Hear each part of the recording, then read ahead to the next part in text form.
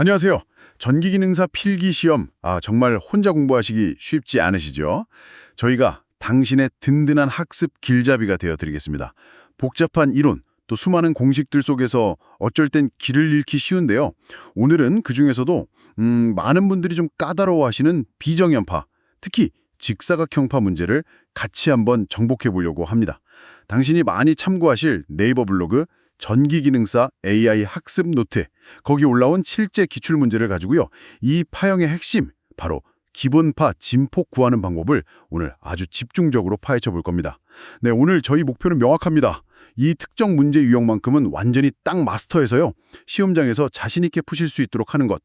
핵심 공식부터 시작해서 계산 과정, 그리고 아차하기 쉬운 단위까지 정말 꼼꼼하게 짚어보겠습니다. 네, 반갑습니다. 아주 중요한 주제를 고르셨네요. 실제 전기 회로나 시스템에서요, 우리가 진짜 마주치는 신호는 교과서에 나오는 그런 완벽한 사인파, 그러니까 정연파가 아닌 경우가 훨씬 많거든요. 그래서 이런 비정연파를 분석하고 또 이해하는 능력이 실제 현장에서도 그렇고 당연히 기능사 시험에서도 필수적이죠. 특히 시험에서는 딱 주어진 시간 안에 정확한 공식을 탁 떠올리고 실수 없이 계산하는 능력이 정말 중요합니다. 오늘 이 시간을 통해서요, 적어도 직사각형파의 기본파 진폭 계산만큼은 확실하게 당신의 것으로 만들어 드리도록 한번 해보죠. 좋습니다. 그럼 바로 문제부터 만나볼까요? 그 전기기능사 AI 학습 노트 블록에 소개된 8113의 기출문제입니다. 제가 한번 읽어볼게요. 비정연파의 종류에 속하는 직사각형파의 전개식에서 기본파의 진폭, VM은 단, VM은 20V, T는 10ms. 네, 이렇게 나왔고요. 선택지는 1번 23.47V, 2번 24.47V, 3번 25.47V, 4번 26.47V 이렇게 4개가 주어졌네요. 자, 이 문제를 풀기 전에요. 비정연파라는 용어부터 좀 확실히 하고 갈까요? 이건 말 그대로 정연파가 아닌 모든 주기적인 파형을 다 의미해요. 예를 들면 톱니파, 삼각파, 그리고 오늘 다룰 이 직사각형파 같은 것들이 대표적이죠. 근데 여기서 핵심은 뭐냐면요. 이렇게 좀 복잡해 보이는 비정연파들이 사실은 여러 개의 단순한 정연파들이 합쳐져서 만들어진다는 점입니다. 뭐랄까, 여러 색깔 물감을 막 섞어서 새로운 새를 만드는 것과 비슷하다고 생각하시면 돼요. 이 분해된 성분들 중에서요, 가장 기본이 되는 주파수를 가진 성분을 우리가 기본파라고 부르고요. 그리고 그 기본 주파수의 정수배, 그러니까 2배, 3배, 4배 이렇게 되는 주파수를 가진 성분들을 고조파라고 부릅니다. 수학적으로는 이걸 풀이의 급수 전개라고 하는데요. 시험을 위해서 풀이의 급수 자체를 너무 깊게 팔 필요는 없어요. 그렇지만 비정연파는 기본파랑 여러 고조파들이 합쳐진 거구나. 이 구조를 이해하는 게 중요합니다. 특히 직사각형파는 기본파하고 홀수차 고조파, 그러니까 3배, 5배, 7배 주파수 성분들, 이것들로 주로 구성되는 특징이 있죠. 아하, 그렇군요. 복잡한 파형도 결국은 기본적인 사인파들의 조합이다. 약간 레고 블록처럼 쌓아올린 거네요. 그럼 이제 그 직사각형파를 분해한 식, 그러니까 전개식을 좀 자세히 봐야겠네요. 블로그에서도 이게 핵심이라고 했던 것 같은데요. 맞습니다. 직사각형파의 풀이의 급수 전개식, 보통 이렇게 표현되죠. FT는 4 나누기 파이 곱하기 VM, 그리고 그 뒤에 대괄호 치고 사인 오메가 t 더하기 13 곱하기 사인 3 오메가 t, 또 더하기 5분의 1 곱하기 사인 5가 오메가 t, 이런 식으로 쭉 더해집니다. 여기서 VM은 아까 말씀드린 대로 직사각형파가 가질 수 있는 가장 높은 전압값, 즉 최대값을 의미하고요. 파이는 당연히 원주율 약 3.14, 그 값이고요. 그리고 오메가라고 있죠. 이거는 기본파의 각 주파수를 나타냅니다. 이게 파형이 1초 동안 몇 라디안 회전하는지 나타내는 값인데요. 파형의 주기 t하고는 오메가는 2파이 t라는 관계가 있어요. 이 관계식도 다른 문제 풀 때 중요하게 쓰이니까요. 꼭 기억해 두시면 좋습니다. 와, 식이 좀 복잡해 보이긴 하는데요. 사인항들이 여러 개 막 더해져 있네요. 여기서 문제가 물어본 건 기본파의 진폭이었잖아요. 그럼 이 식에서 대체 어디를 봐야 되는 건가요? 네, 바로 그 점이 핵심입니다. 제가 아까 이 전개식 자체가 기본파 더하기 고조파들의 합이라고 말씀드렸잖아요. 식을 한번 자세히 보세요. 첫 번째 항 있죠. 4파이 곱하기 VM 곱하기 사인 오메가 t. 이게 바로 가장 기본 주파수 오메가 성분, 즉 기본파를 나타내는 부분이에요. 그 뒤에 오는 3분의 1 사인 3오메가T는 주파수가 3배인 제3고조파, 그 뒤에 5분의 1 사인 5오메가T는 주파수가 5배인 제5고조파, 뭐 이런 식으로 계속 가는 거죠. 우리가 보통 사인파를 Y는 A 사인 세타 이렇게 쓸 때요. 그 앞에 곱해진 A를 뭐라고 부르죠? 아, 진폭이라고 하죠. 그쵸. 진폭이죠. 마찬가지 원리입니다. 기본파 항인 4파이 Vm 사인 오메가 T에서도요. 사인 오메가 T 앞에 곱해진 값, 즉 4파이 Vm. 이게 바로 이 기본파 성분의 크기, 다시 말해 기본파의 진폭이 되는 겁니다. 따라서 이 문제에서 우리가 찾아야 할 값은 바로 4파이 곱하기 Vm 이거예요.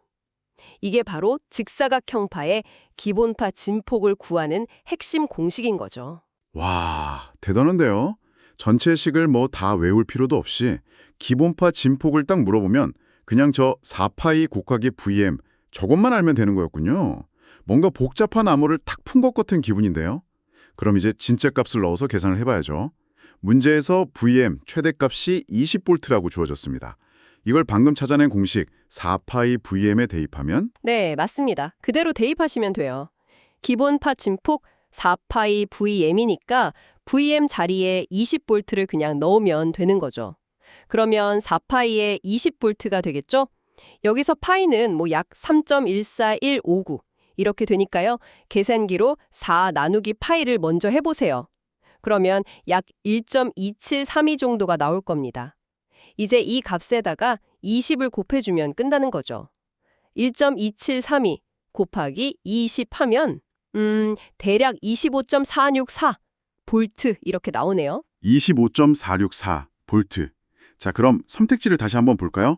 1번 23.47, 2번 24.47, 3번 25.47, 4번 26.47 중에서 우리가 계산한 25.464랑 가장 가까운 건 3번 25.47V이네요.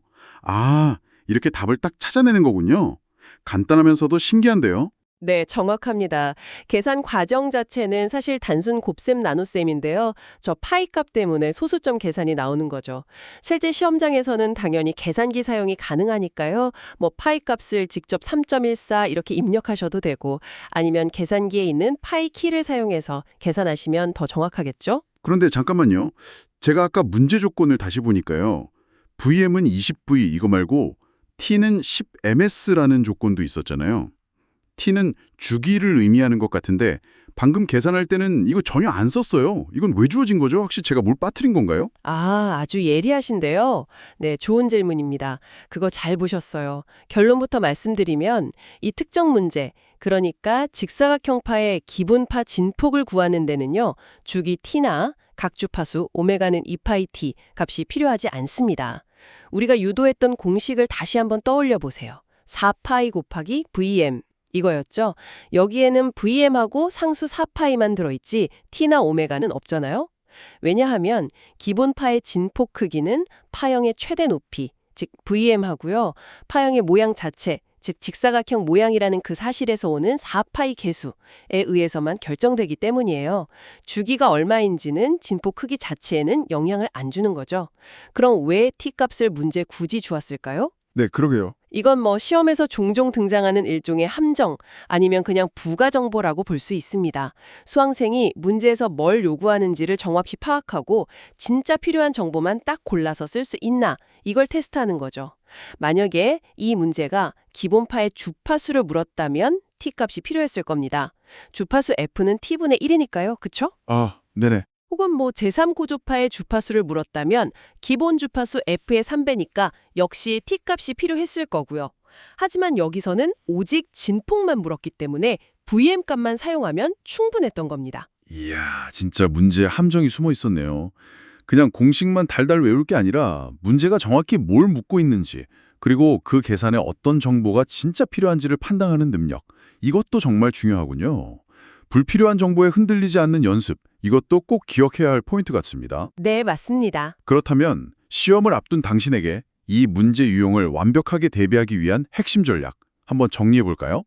첫째, 뭐니 해도 직사각형파의 기본파 진폭 공식, 진폭 이퀄 4파이 VM. 이거는 그냥 반사적으로 탁 나올 수 있게 확실히 기억해야겠네요. 맞습니다. 공식 암기는 뭐 기본 중에 기본이죠. 근데 여기서 한 걸음만 더 나아가서요.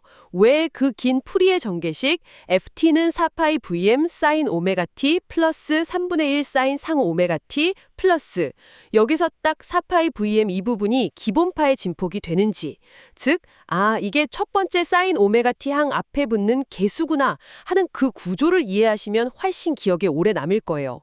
그리고 혹시라도 문제가 살짝 변형돼서 나와도 당황하지 않고 응용할 수 있고요. 기본파가 뭔지, 진폭이 뭔지 개념적으로 아는 게 정말 중요해요. 그리고 둘째는 파이가 포함된 계산 연습입니다. 4파이가 대략 1.27 정도 된다는 걸 어림짐작으로 알고 있는 것도 약간은 도움될 수 있고요. 더 중요한 건 계산기를 빠르고 정확하게 사용하는 연습이죠. 시험장에서 계산 실수로 틀리거나 괜히 시간 허비하면 너무 아깝잖아요. 몇 번만 직접 계산기 두드려 보면 금방 익숙해지실 겁니다. 이런 작은 시간 단축이 모여서 전체 시험 운용에는 큰 영향을 줄 수 있거든요. 그리고 마지막으로 이거 절대 빼놓을 수 없죠. 바로 단위 확인입니다. 이 문제는 진폭을 볼트 V 단위로 물었고 주어진 VM 값도 볼트 V 단위여서 비교적 간단했어요. 하지만 다른 문제에서는 전류 A의 진폭을 묻는다거나 아니면 계산된 전압이랑 주어진 저항 오hm 값을 이용해서 전류를 다시 구해야 할 수도 있잖아요. 예를 들어서 만약에 이 문제에서 우리가 구한 기분파 전압 진폭이 25.47V인데 이게 10ohm의 저항에 걸린다고 가정을 해보죠. 그리고 문제가 기본파 전류의 진폭 IM을 묻는다면 이건 어떻게 해야 할까요? 오, 아주 좋은 예시를 드셨네요. 바로 전기 이론의 가장 기본, ohm의 법칙 V는 IR을 적용해야죠. ohm의 법칙. 네, 전류 I는 V 나누기 R이니까요.